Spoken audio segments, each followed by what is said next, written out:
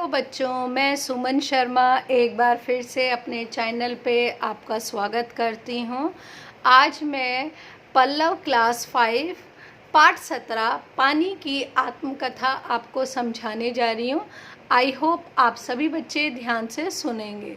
पानी हमारे नेचर का एक सबसे उपयोगी अंग है और हमें पानी का किस तरह प्रयोग करना चाहिए, पानी का उद्गम कैसे हुआ, कैसे कैसे स्टेप बाय स्टेप इस पार्ट में समझाया जाएगा।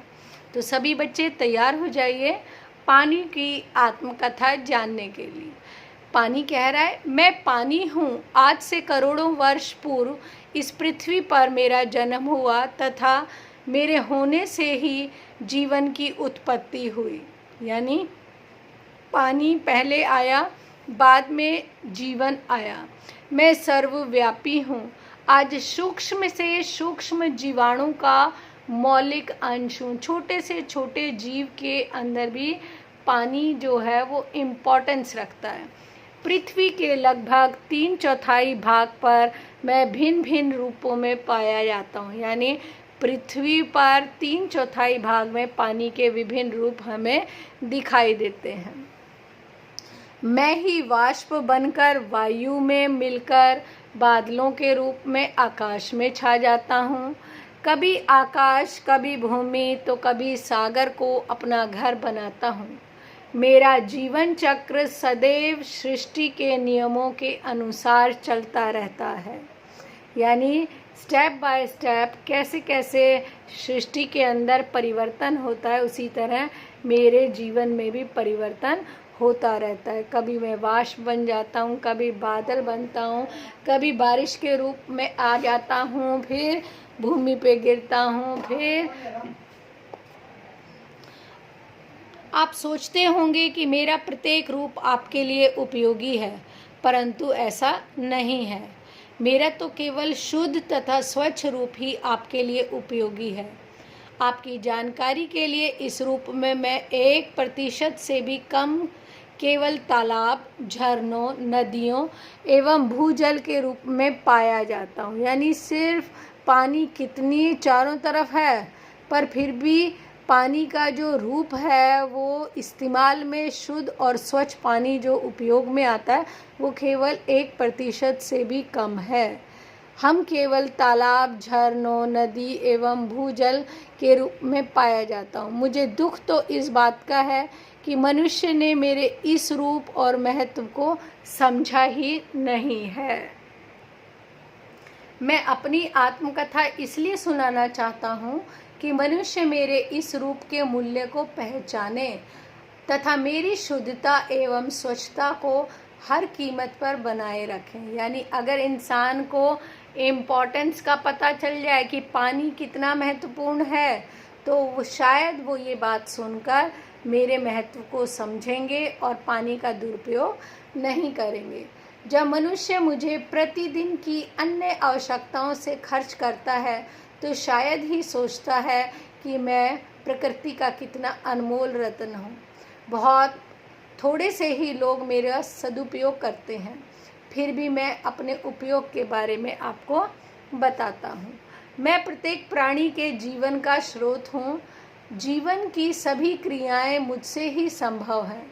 यह तो आप जानते ही हैं कि जल ही जीवन है।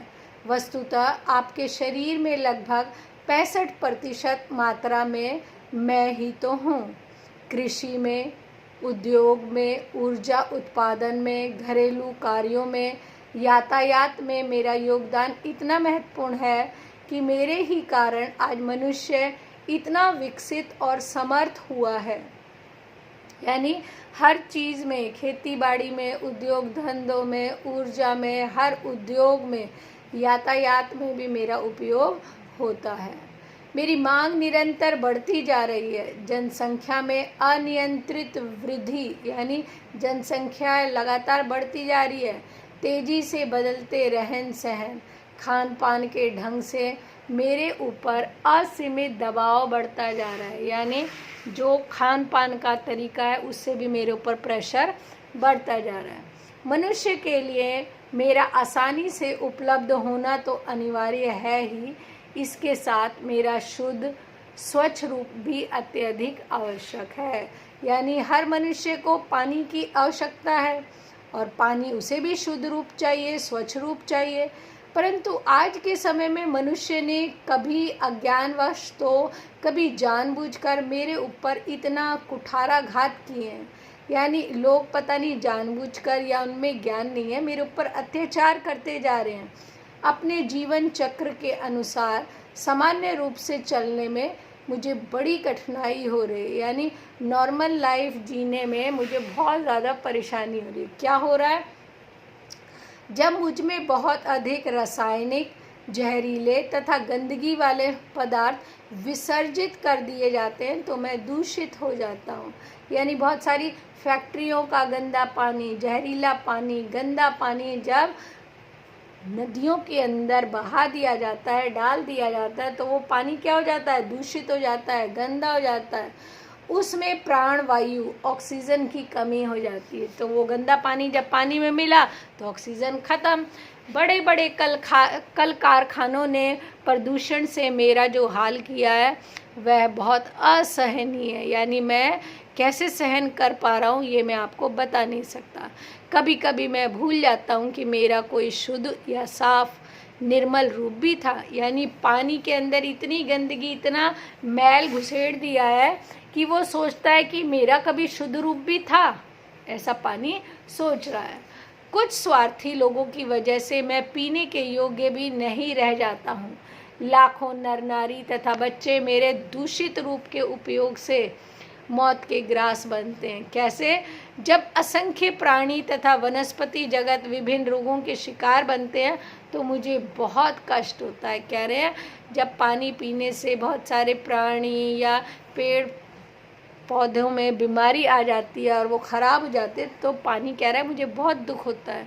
मनुष्य ने जब वन संपदा तथा हरे भरे वृक्षों को काट गिराया है, हरे भरे पहाड़ जो मेरे बादलों के रूप को आकर्षित करके वर्षा कराते थे, आज वो मरुस्थल हो चुके हैं। जब मैं नंगे पहाड़ों पे बरसता हूँ तो धरती का भयंकर कटाव होता है, बाढ़ के जल से थल का विनाश होता है। दुख तो मुझे इस बात का है कि मनुष्य फिर मुझे और प्रकृति को ही दोष देता है। प्रकृति के साथ यदि आप मित्रता रखते हैं तो उसे सुरक्षित रखते हैं तो प्रकृति अपने अपार प्यार तथा खजाने को आपकी सेवा में अर्पण कर देगी। यानी अगर आप नेचर को प्यार करोगे, उसकी केयर का करोगे तो हमें इस प्रकृति से बहुत कुछ मिलता है। मेरा उपयोग एक स्वाभाविक एवं व्यवहारिक क्रिया है। आपको शायद आभास भी नहीं होता कि आज मुझे किस तरह के काम कर लेते हैं। जाने अनजाने में कहीं भी मेरा दुरुपयोग, व्यर्थ खर्च और प्रदूषण तो नहीं करते।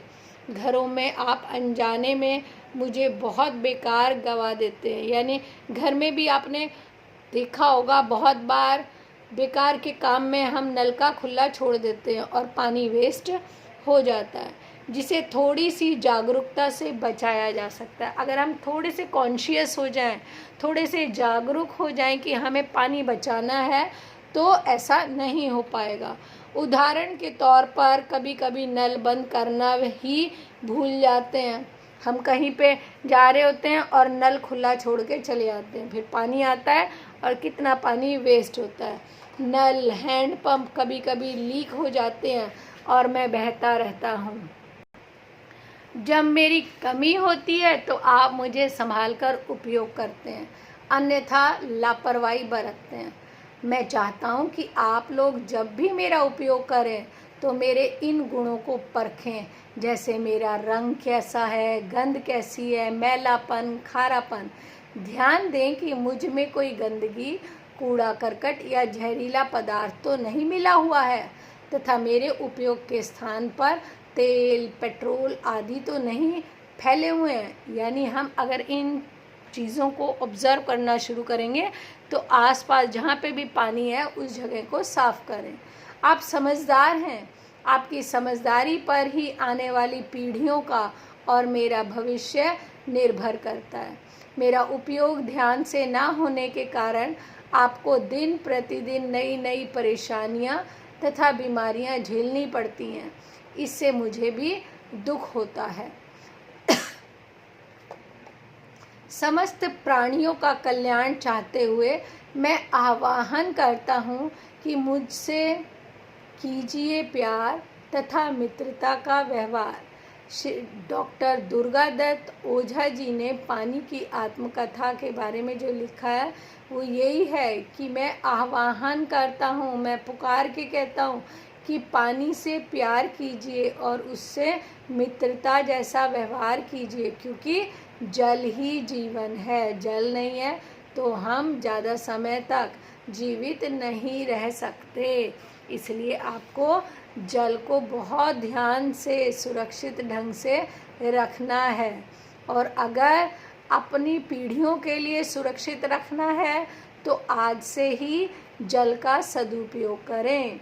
शब्दार्थ हैं आत्मकथा यानी अपनी कथा, उत्पत्ति यानी जन्म, सर्वव्यापी यानी सब जगह रहने वाला, सूक्ष्म यानी अत्यंत छोटा, मौलिक यानी असली, वाष्प यानी भाप, सृष्टि मानी संसार, भूप मानी पृथ्वी, स्रोत मानी धारा, असीमित यानी सीमा रहित, कुठाराघात यानी घातक चोट, जहरीला यानी विषैला, दूषित यानी गंदा, असंख्य यानी बहुत अधिक, संपदा यानी संपत्ति, आह्वान माने पुकार। आई होप ये वाला पार्ट आपको बहुत अच्छे से समझ में आया होगा और आप भी जल का सदुपयोग करना शुरू करेंगे। Okay, bye, take care.